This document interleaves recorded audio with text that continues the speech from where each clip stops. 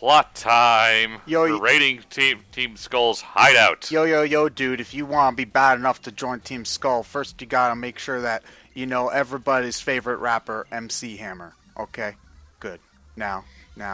The more I think about it, the more obvious it becomes that Team Skull is very specifically a parody of American delinquents rather than Japanese delinquents. Yeah, because basically.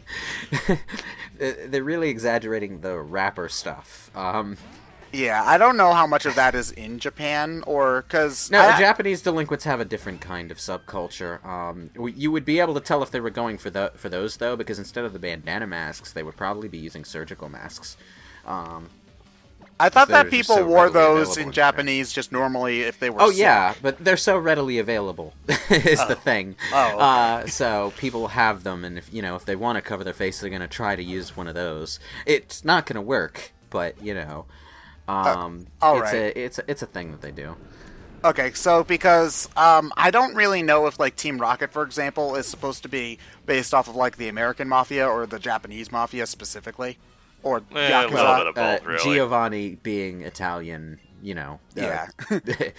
So Yeah, that's okay. Good point. Also, in Japan, mafia is generally a term that's used for non-Japanese organized crime, because the Japanese organized crime is the Yakuza, and they have that's their own that's actually a good thing. point, because we specifically refer to Japanese organized crime in the United States as Yakuza. Yeah. So, it makes sense. And, that they would do some it the people other way were around. confused by that in Persona 5. I'm actually getting ahead of where we are in that commentary now, because they phonetically use the word mafia in the Japanese. And some people thought mafia was a mistranslation, like another example of its localization fail. No, they were actually using the same word the Japanese audio Welcome used. to Po Time, where it's perennially raining and drab. This part of the game actually makes the Team Skull stuff, go from kind of funny to really sad in a way. Like, not sad like boo-hoo cry, but like you realize, damn, these kids actually are pretty terribly off. Like, not that excuses their behavior or anything. Yeah, it's kind of them trying to take a whimsical approach to a serious issue, because you get a lot of these delinquent communities with a lot of violent youths. There's usually some pretty rough stuff behind that, but it doesn't turn them into... Here at this wall here, we have these two youths trying to block our way. It doesn't turn them into these likable goofballs, though. It turns them into some pretty goddamn unhinged, violent people. So no, that's specifically Guzma. Yeah, Guzma is Guzma's actually threatening because he is that unhinged. I believe like the explanation is that this area used to be a relatively upper class town. Like, they do live in a mansion, but they ran everybody out, and now it's just like mostly because for the record, it's because the Island Kahuna is the police chief here and he doesn't give a fuck, for the record. These guys are less like a real delinquent gang and more like the Jokers from Batman Beyond, except less threatening. Wait, there was a gang in Batman Beyond called the Jokers? Yeah, they were imitating the Joker from the past. The Joker having been dead for a long time at that point. But doesn't the Joker come back in Batman Beyond? Yeah, he comes back as a computer program that takes over another character. It's actually a good movie, and it's not nearly as stupid as that makes it sound. It's one of the better ones. I'll take your word for that. You should. No, it actually is. It really is a good movie. Yeah, and there's a sequence in the middle that's especially good, where you actually go back to the Batman animated series time for a bit and see how the Joker died. And it's one of the better... There's the TV version and the uncut version. Yeah, there is an uncut version, and it's a really, really good little mid movie short story, just on its own merits. I think the Nostalgia Critic did a video specifically on that bit of the movie. Yeah, he did. Well, go watch that when you have time, people. It's a good movie. Yeah, because I don't remember watching any of Batman Beyond at all. Batman Beyond is a good show. Yeah, it should have gone on longer than it did.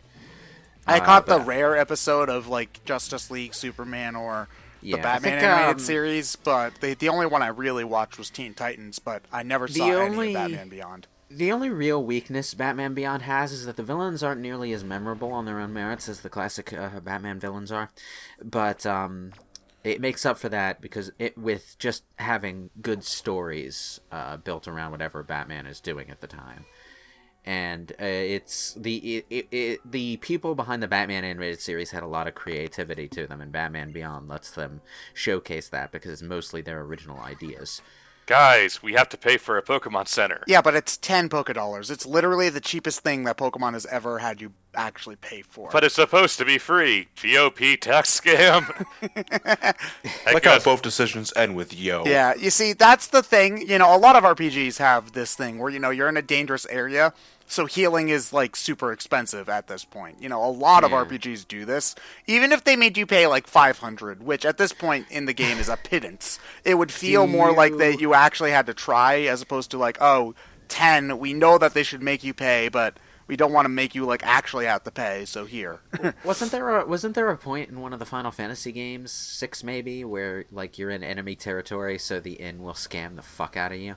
I think that might be 4, maybe. No, that sounds more like a 6 thing, actually.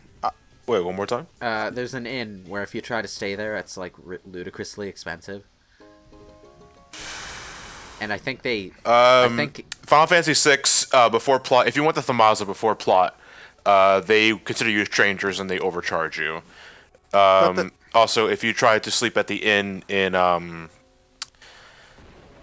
was the name of the, I forgot the name of there's the, a town. Vector. There's a town where if you sleep in the inn, they, like, steal your money, right? Yeah, that's Vector. The inn in Vector. If you go sleep in the inn there, some guy robs you in the middle of the night. Yeah. My favorite example of that trope, though, is in Dragon Quest IV. There's 2 inns in one town, and the first inn that you're likely going to see is that there's this guy who's overly friendly and shows you a tour of the town, and is like, oh, you should stay at my inn, and his inn is, like, 10 times more expensive than the other one. I like how, like, later in the series, though, Final Fantasy just gave up having you pay for inns and just always put a heal save point at the inn. So you could go into the inn, but you're not going to sleep there. You're just going to touch the save point and go. Well, touching the save point would heal you automatically in those ones? Yeah, Final Fantasy X is the one that started it. Well, then why even have inns at that point? Just because they're there for story reasons. Like, you'll stay at the Kilika Inn after it's attacked, so you wake up in the next scene and leave the inn. And you talk to Rin, too, a lot. Yeah. Of the traveling company.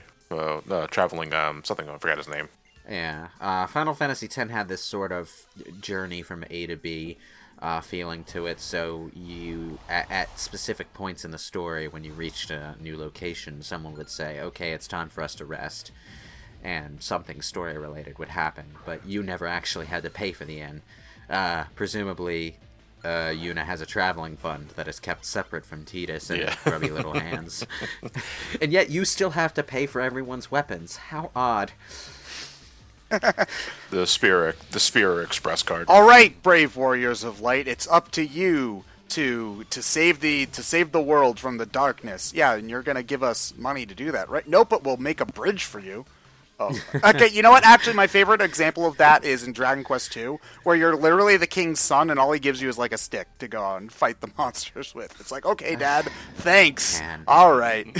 This house is like the Resident Evil mansion if someone graffitied all over it. Yeah, it's the... How did that work when I'm underground?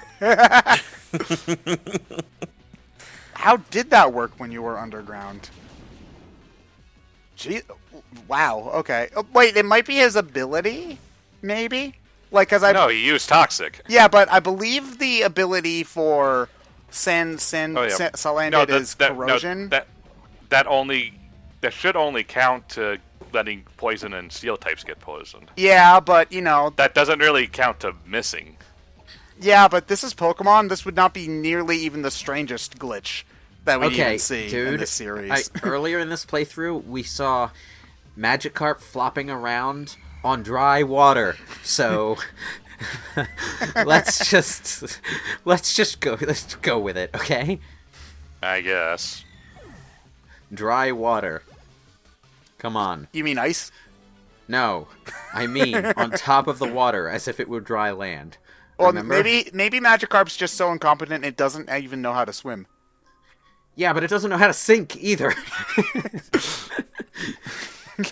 It's too stupid to function, but that's actually what allows it to live. It's raining, my speed is doubled, but you still can't attack. Do you go into the Wii U room? Yeah, I believe so. I believe I check every room. I love the Wii U room, more so in the Ultra Sun. Ultra Sun and Ultra Moon.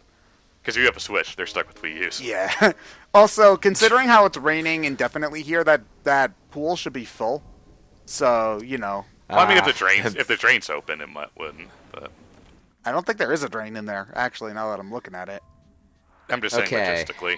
There's a pool out there. That means we need to go crank hunting. There's actually a Grimer hanging out in there in Ultra Sun and Ultra Moon. That's one thing that they do in that game is they add a bunch of Pokemon hanging around in the background in a lot of scenes now, which I do think is an improvement because, I don't know, what is it with fucking mansions and puzzles that involve finding notes to get through another area? The Pokemon. You just see Jill walking around. We need to find the square crank, the octagonal crank, the triangle crank. We need to find all numbers of the combination for the safe. Secret switch. Press it. Who wouldn't? Is there another crank inside the safe? No, there's Odin Materia and a fight against lost number. And a spade key, which will lead us to another crank. So the moral of the story is if you think that life is turn-based in your world, never own a mansion. Okay, wait. Los, if it'll make you feel better, I'll name Vincent Light Crank. a fire in the fireplace. You might get a red gem. Of course. No, but we couldn't do that. It's not like we've got to fight. Oh, this is the room where, in the director's cut, they play that horrible abomination called music. Okay, there's a story behind that. The composer for the original Resident Evil was tone deaf and had someone ghostwrite his music for him. What? But how did he get hired for composer? Well, because people thought he was composing the music, but someone else was doing it for him. Apparently he had to do it. I believe his name was Kenji Yamamoto. Apparently he had to do it himself for the director's cut version of Resident Evil 1. Ooh. So the music came out god-fucking awful, and it wound up being revealed after that. Why they included it in the game before that happened is a mystery. Probably because his reputation was such that they had too much respect for him to tell him that the music was awful. But it's like this really out of tune trumpet thing, and it plays in this basement area in the mansion. It's very surreal. It was Mamoru Samura Gochi or Gachi. Yeah, how he managed to fake being a composer for that long still astounds me. Yeah. Most of the work attributed to him over the previous 18 years have been written by Takashi Nigagi. You see, I love this scene because if you're playing as a girl, she instead of saying oh, it's a boy, instead she says oh my gosh, this cute girl was eavesdropping on me. Instead. I wasn't eavesdropping. I was just kind of standing here.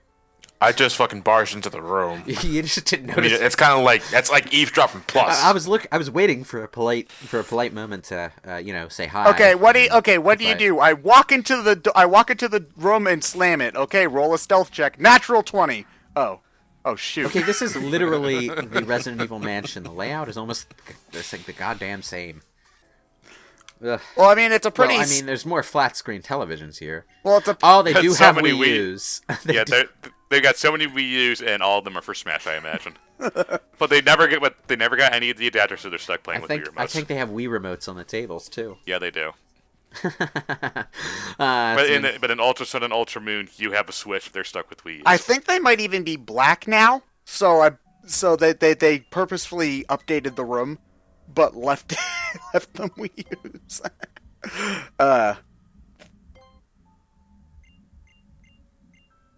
You have to find the 3 passwords, but you can't just come right here if you know them already. You can just come right there. You don't have to look for them all. You also have to say no when he asks you if you're sure, because that's how Team Skull rolls. Second floor. Nope, nothing there. How dare you explore, Ryan? Jeez, gosh, get up. How dare they make a path with nothing at the end of it? This reminds me of another Resident Evil thing. Apparently, there's a mode in I don't know if it's in the original, but I think it's definitely in the remake, where the zombie version of the guy you find out on the veranda comes at you with bombs strapped to him, and you can't kill him because that will blow up the mansion. So it's just this extra element of fear and survival you gotta deal with. All right, it's our boy Kuzma again. You know, that was I do a like very his nice painting back there. I like your glasses. I mean, they're trying to be a sun and a moon, but it just winds up looking like your glasses have a black eye. You know, you could have taken the painting off the wall, you know, and then painted on the wall if you really needed to, you know. Like, dude. I think the funniest thing here is that this mansion had a throne in it before they graffitied all over the place. Who owned this place? Also, apparently, Guzma's solution to everything is the Fonzarelli fix. Hey, you know, don't knock it if it works. Or, I mean, do knock it because it works. Knock it because it works. Again, like, this is supposed to be a boss fight, and he still only has 2 Pokemon. Like, come on, game. He needs at least 4. He needs at least 4. Like, I think he has 4 on the next fight.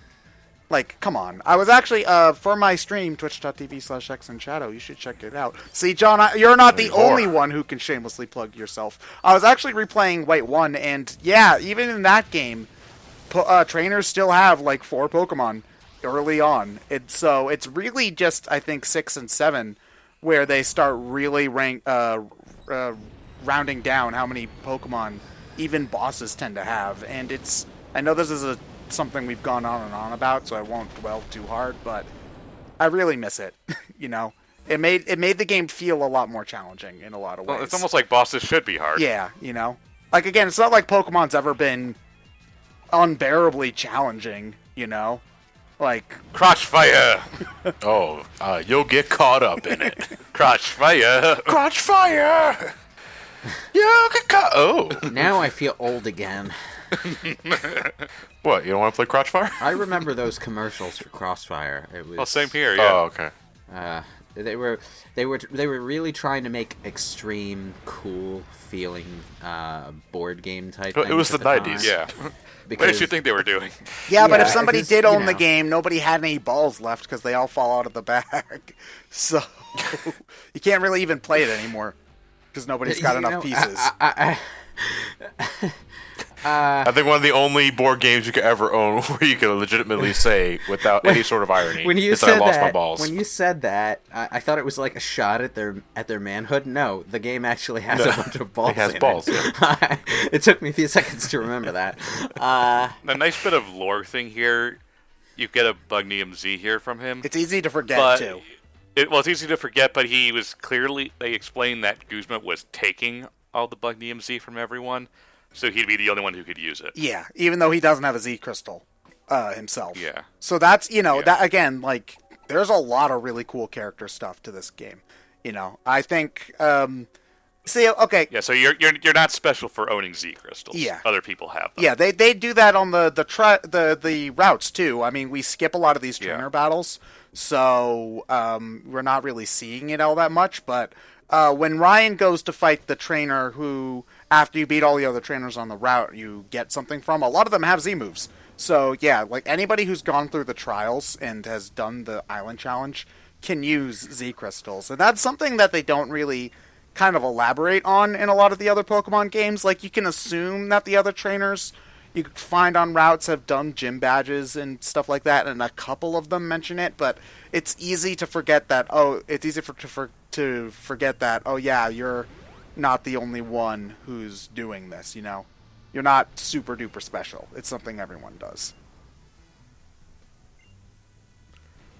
Also, that's the police chief. He does not care. No, Nanu's awful. He's the reason that a we'll give whole it entire away. town got kicked out of their homes because he didn't feel like stopping Team Skull, basically.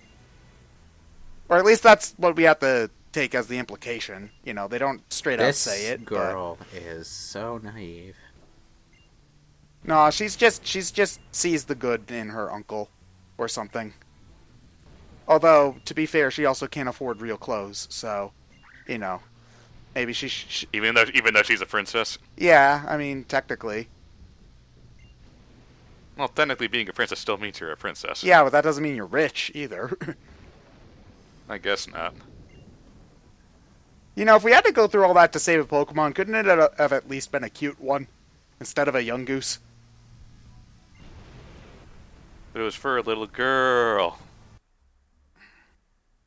Wow, that got dark.